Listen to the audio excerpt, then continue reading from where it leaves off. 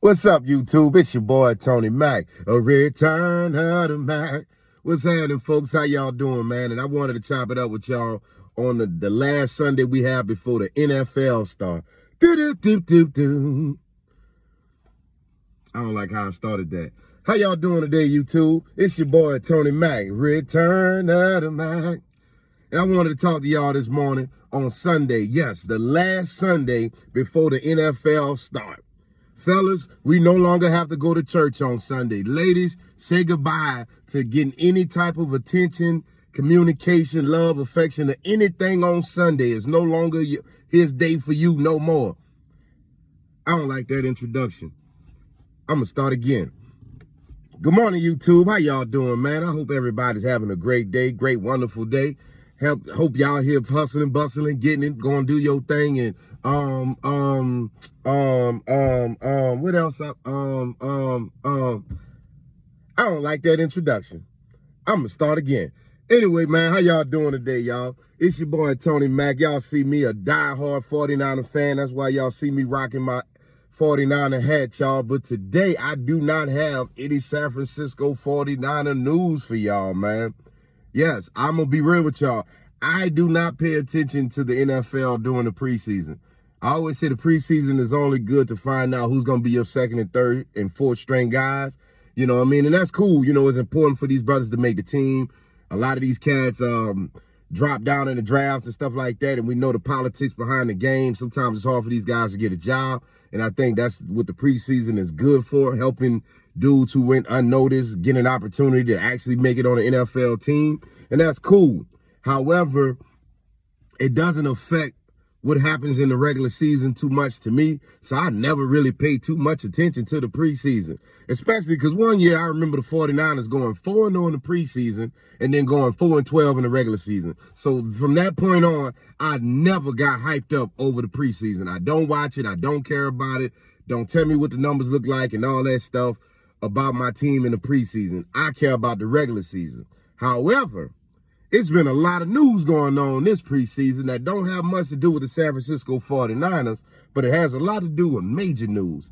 One, it's a question on whether the NFL is blackballing Shedeur Sanders, y'all. That is a question of whether the NFL is blackballing Shedeur Sanders. And two, Dallas Cowboys, Jerry Jones, Micah Parsons. Yeah, those three names is no longer going to be in conjunction with anything. Well, the first two will probably always be, and I think that's what the Dallas Cowboys hate. Jerry Jones and the Dallas Cowboys name is probably going to be forever synonymous. Y'all got to accept that, you know what I'm saying? Ever since he came in and said, we're America's team, we're those boys. You know, you guys going to have to accept that Jerry Jones ain't going nowhere. And if he leave the team, trust, they're going to have a Jerry Jones picture, memorial and all that, and he probably gonna give it on to his son, who probably gonna give it to his son, who probably gonna give it to his son, who probably gonna give it to his son, and on and on and on. So Jerry Jones is gonna be forever tied to the Dallas Cowboys, so y'all can get that. Michael Parsons, on the other hand, somebody that was actually beneficial to the Dallas Cowboys, somebody that was, I would say, a once in a generational talent. I'm going to go ahead and say it. Michael Parson was generational talent. You know, was generational talent. And I won't lie to you, Dallas Cowboy fans. Get out your panties, because I know y'all want to always say, you a Niner fan, why are you all up in our business? Why do you know about what's going on with us? I'm going to tell you why. Because rumor has it, at one point in time, Michael Parsons could have possibly landed in San Francisco. And I just thought to myself, if you got Michael Parsons on the field on one side, you know what I'm saying, and then you got Nick Bosa on the other side, you know what I'm saying, and Fred Warner still the defensive cap, that's going to be cheating. I know it's going to be cheating. That's why I was like, I was excited to hear about that. But unfortunately, Michael Parsons then was traded on to the Green Bay Packers. And Dez Bryant said he believed the Dallas Cowboys made a good decision. Or I ain't going to say he said that he believed the Dallas Cowboys made a good decision. He said he liked what the Cowboys got in return for Michael Parsons. And my fellow Dallas Cowboy fans, do you guys like what y'all got for Michael Parsons, or with Jerry Jones tripping again? What y'all think it is? What y'all think it's going to be? You know what I mean? Either way, man, hey, Dallas Cowboys, come on the couch with us, man, because neither one of us making the playoffs again this year. I'm a diehard 49er fan, and I know the rest of us, Niner Nation, y'all going to hate me for saying this, but like I told y'all, after we lost that last Super Bowl, we was going to go on rebuilding mode. So guess what this year is going to be? Another 7-10, 6-11 season, y'all. So Dallas Cowboys, come on over. Come on over to that 6-11, 7-10 couch. Come on over here. Y'all just throw your season away. And the beauty of it, for us NFL fans, the first game get kicked off Thursday, so we all get a treat. We get to see the Philadelphia Eagles beat the dog shit out y'all ass. And the only chance y'all had of disrupting that Philadelphia Eagles offense that got Saquon Barkley, Jalen Hurts, A.J. Brown, the other dude from Alabama, they all the god doggone weapons they got on their team, shit, they might be the Cowboys the way they gonna be bow, bow, bow, bow, bow, bow, y'all ass up come Thursday. I'm just gonna let you know. And the only person on your defense that could have stopped that shit, put an end to it, or even slowed it down, you traded away to the Green Bay, they take it in the back, the Green Bay Packers. You know what I'm saying? You traded away to the Green Bay Packers, who also ain't gonna be shit this year either. You know, which I don't understand. You know what I mean? Which I don't understand. Y'all could have traded Michael Parsons to San Francisco, who also ain't gonna be shit this year either. But next year, you know what I'm saying? But next year, we will be back. This ain't gonna be our season this year, 49er fans. Please don't hate me for telling the truth. You know what I'm saying? But also, I don't give a fuck, because I'm gonna do that.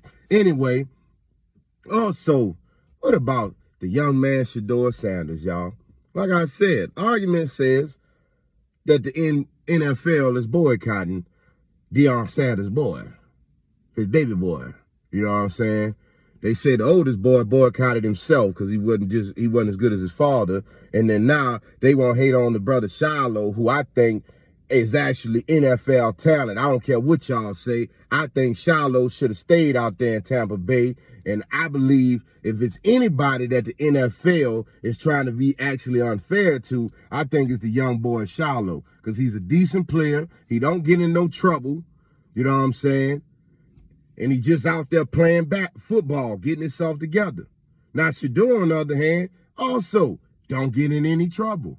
He got swagger, which y'all know how I feel about it. I don't trust quarterbacks with swagger. Because to me, if you got swagger, you got hoes. And if you got hoes, you don't have time to watch game film. I want my quarterback lame as a motherfucker. That's why I'm proud of Brock Purdy. He just got married. And guess what? As a married man to another married man, I know that nigga has a level of lame to him. He has a level of I am going home. And when a motherfucker go home, he's going to watch film. He's going to learn what he need to work on. He's going to watch things. Shedeur Sanders, on the other hand, that young nigga is fly. That young cat can play. That young nigga got swagger. And guess what all of those things mean? He has hoes, which means he don't have time to make them sorry-ass Cleveland Browns anything.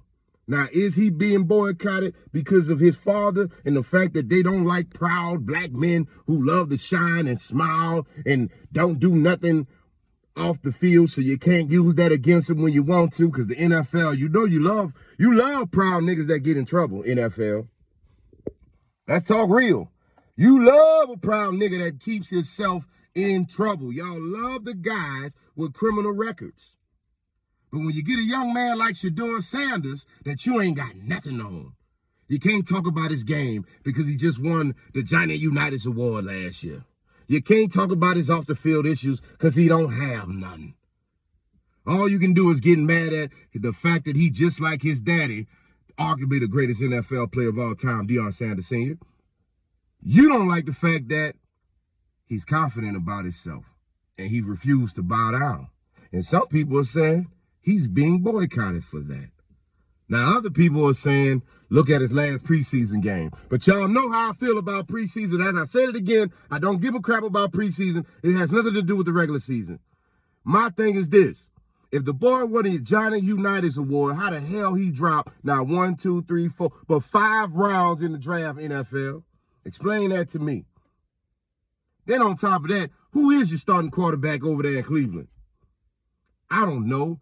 A young nigga, well, guess what he got on him? I don't mean to call a young man a nigga. Shout out to Deshaun Watson. But you know what they got on you. And as I say in the NFL, the only time you like a black man who's smiling and has swagger and proud with his chest out and also great at the sport is when he has a criminal record, because you can always pull his coattail. You always can pull his coattail. And I see that happening too often with the NFL. And no, I ain't on this pro-black stuff. I ain't on this, let me get on my soapbox. I'm just calling it how I see it. I'm just calling it how I see it. Now, Shedeur Sanders, you missing that little mini camp that all the other quarterbacks came to. That was your fault.